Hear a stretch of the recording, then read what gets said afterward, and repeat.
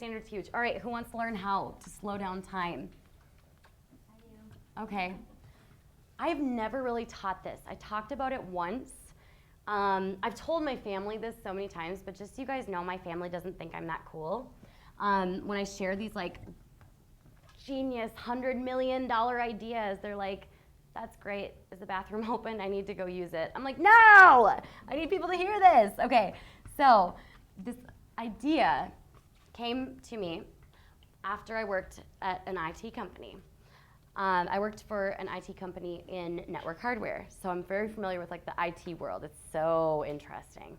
I was their marketing manager, and the funny thing is I kind of like faked my way into that job, but then really, really overcompensated with massive performance because I was like, oh my gosh, if they know how hard I stacked some wins that were barely wins, they would be like, why did we hire her? So I overcompensated by really, really giving them great results. So I had this theory because I've always known time to go very slowly. I feel like I've literally lived 20 lifetimes. And people are like, oh, it goes so fast. Spend time with your babies. It's gonna fly by. I've never had that experience. And I'm like, why? Why is that? That doesn't make any sense, right? But I've met other people who say the same thing. Time seems to go very, very slowly. And so I started to kind of step back and try to understand what we had in common. And it was actually my experience of working with the IT company that helped me to realize that there is a way to slow down time. We're gonna go over to computers. So basically, our computers capture backups, these data points. Anyone familiar with computers? I'm so not techie. It's kind of, I shouldn't even be talking about this, but I'm going to. So they capture all these snapshots, and we're gonna pretend that those snapshots look like flowers. The data looks like flowers, okay?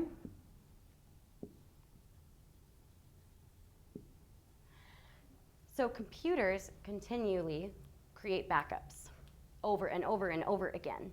Has anyone ever seen a data storage center?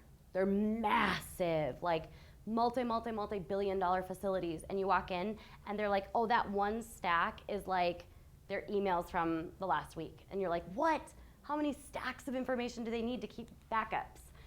Now, I met someone along this journey who specialized in a process that kept you from having to deal with ever increasing needs for $50, $100 million facilities to manage all your backups. Who knew you had to do this, by the way? Isn't that crazy? You have to have storage facilities for all your backups. Like, that's insane. And he said, your computers process a ton of data and capture a ton of data that is exactly the same. So does this look like this, kinda? Same, same. Maybe there's like one difference in one of them. I don't know, there's a sun. Okay, that one's not the same. But those two, is that a waste? Has anyone ever taken 50 selfies of themselves in the same pose and you realize that you have a bunch of photos that look exactly the same, but yet you keep them all on your phone, wasting space, when you only need the one that looks the best, but we hold on to them just in case you need a photo for social? Okay, so we don't need all of these snapshots. We just need the one. And what happens if there's hundreds of snapshots of the same photo? It's a waste of space. This process is called hyperconvergence. Hyperconvergence is the combination of data, the compression of data, the streamlining of data or backups. So you're not sitting there with thousands and thousands and thousands of backups or snapshots of data that requires you to get a massive data center. Instead, hyperconvergence helps you to bring it all down. So you might get a quote for a $100 million backup facility for all your data storage. When you go through the process of hyperconvergence, it costs $100,000 or $200,000, and now you only need $1 million data center. Did you guys know this? Isn't this crazy? That's like a savings of like $99 million. And that sounds really exaggerated, but I really did work with a company that did hyperconvergence. And I made him explain it to me. I was like, I need to understand this if I'm gonna help you with your email copy. So I learned it. And that's how it works. And yes, he really does save people sometimes hundreds of millions of dollars. And data can sometimes cost you billions to store. That blows my mind. So hyperconvergence is this amazing process for computers. Our brains are the ultimate hyperconvergence units. Write that down. Our brains are looking to hyperconverge all of these backup data points in our heads. Oh, this gives me chills when I talk about it. I literally have chills up and down my arms, and here is why. It gives me chills and makes me sick in a good way. Does anyone need hyperconvergence still written? Very good. Hyperconvergence. So, we have 5 snapshots. Who here has ever driven to work on a Monday through Friday, and you got to work and realized you don't remember a single thing about the trip? What happened to that time? You just lost it. That time is gone. That's kind of scary, isn't it? Have you ever gone through a week and nothing really different happened, and you're like, wow, where did that week go? And you can't remember a single thing that happened that week? This is common, isn't it? You're creating slippages of time because your brain is hyper-converging these memories together. And I'm serious about this. I looked it up to see if anyone else was talking about this, and no one was. So, I want to get this out there because I want everyone to experience not losing time. I hate losing time. I know that, from yesterday, who's going to remember stuff from yesterday? Who thinks about the last week and remembers something funny that happened on a Facebook Live, or a video, or a training, or you learned something new? When we work in the same place Monday, Tuesday, Wednesday, Thursday, Friday, and we allow ourselves to fall into the same routine with no new data points, your mind says all of this is excess. Let's converge it all together. That was a wasted week. I'm not using any more of my storage to continue to hold on to that. Does that kind of freak anyone out for a second? So, I'm going to tell one story that I shared yesterday, but here's the why for that story. Who here knows I love stories? Love them. I look for stories all the time, everywhere I go. I do not want to walk into Target and just go and get exactly what I need and go to the checkout and have the smoothest process possible. I'm like, where's the story here? Not because I'm a reporter, it's because I'm creating new data points every single day. You can remember so much more of time, and time moves more slowly, and you have this rich, crazy, big, abundant life when you don't allow your brain to hyper-converge. Fight it. So instead of allowing it to converge, forget that. That makes me feel so rebellious. That makes me mad. I can't believe the idea that I could possibly waste time. There was one time when I worked in a job that I absolutely hated. It was at the hair salon downtown. I loved doing hair, but I hated my coworkers. They were so mean to me. And that was not a good job. So guess what happened? I ate the same salad every day, sat in the same spot, browsed Facebook. I didn't create any new data points. And I feel like those years passed by so fast. I don't remember much of it. So I think about what can we do each day to create new data points? Well, for example, if I were to suddenly drop down and start breakdancing right here, might you remember that? Yeah? If I were to breakdance for 5 minutes, how would you feel?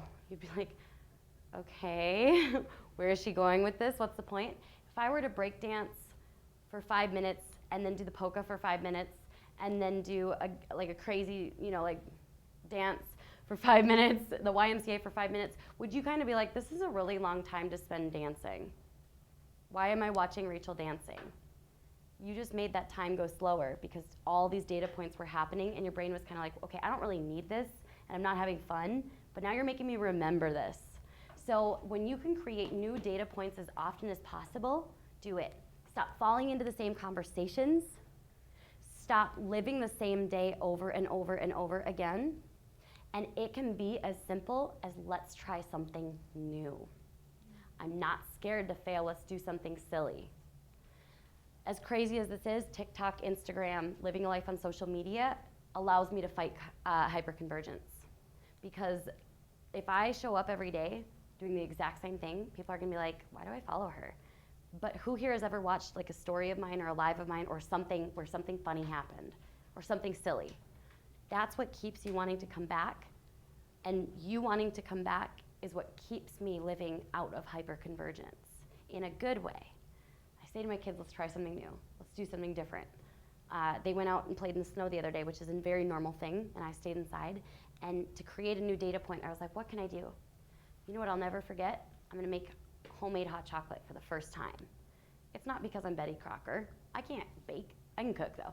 But I was like, I wanna do something different, so I remember this moment and their looks when they come in, and Mom just made homemade hot chocolate for the first time. Guess what? I'm never gonna forget that moment. So even though that weekend, we were all kind of inside most of the weekend and the weekend was starting to fly by, that weekend's a data point that's not going away. So instead of living the same day, what's one thing you can do each day to create a unique data point? And then the more you can get into this habit, the slower life starts to go. I did a lot of things. I've already done a lot of things throughout my life. Anyone who knows me knows this to be true. For example, I was in the Navy Sea Cadets, and I went to boot camp, and I went to Florida, San Luis Obispo, and learned how to cook for thousands of people in culinary training. What else? I was in cheerleading, I was in dance, I started in multiple plays. This is not to say that I'm super talented, because don't put me into sports, I look really bad. I don't do it because I look so bad. I did all these different things throughout high school. By the time I hit 18, I felt like I had lived many, many, many, many lives. I read so many books. I tried so many different things. My family knows that if you say, you can't do anything fun, I start to do crazy things. Like use my makeup to create a costume. You know, like what can we do? We're gonna create a crazy costume and I'm gonna create a character. Or, Mom, what would I do if I was stuck inside of the house for a week when I was a kid? Oh my gosh, you would put on costumes and put on whole plays with dance and choreography and for us, continually. Yeah, you entertained us. New stuff all the time. Or I'd read a book or journal or do something. Because I was like, I'm not just gonna sit here and live the same life over and over again. And one great way, this is also a hack, it's like your cliff notes to anti-hyperconvergence, is to journal. I have journaled since I was 13. And when you journal that many years, and it's never too late to start. I mean, most of us in this room, I think everyone still has many years of life left. You still have time to journal. What would it look like if you kept journals for the next 5 years? That's a lot of books of journals, isn't it? Even if you just wrote a page here or there. I am such an avid journaler because there's nothing like looking back at an old data point and refreshing it in your mind. So your mind says, whoa, look at that time difference. Look at that growth. Look at how much happened in between here. And not only is my brain remembering everything that's happened between then and now, you open all my journals and you've got pages and pages and stories and all of these things that show me, look at how much has gone past. But if you're living the same day over and over and over again, I promise you, life is going to fly by. Create new data points and fight hyperconvergence. That is something I've never taught before. Who's excited about that? Who here is kind of surprised? Who here knew I was